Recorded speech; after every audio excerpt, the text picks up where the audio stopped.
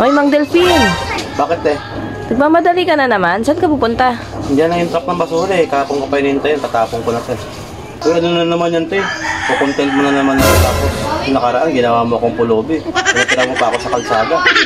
Uy, hindi naman. Ikaw naman. Uy, nga pala. Nakita ko yung kapatid mo kanina. Daming dalang itlog. Anong gagawin niya doon? Kapatid ko? Oo. Bibenta. Sige, teres na ako. Baka maiwan ako ng truck ng basura eh. Ay, teka lang. Makikisuyo muna ako. Pwede ba pakilala na din tong basura namin? Hindi ako makalabas eh. Ay, sige te. Ito lang ba te? Oo, yan lang. Sige. Uy, teka lang. Huwag ka muna magmadali. Bakit? Tignan mo, yung mata mo may muta pa oh. Ay, meron.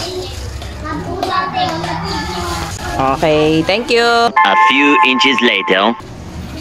Uy, te. Ano na naman to? Kinontent mo na naman ako. Ah, ayun ba?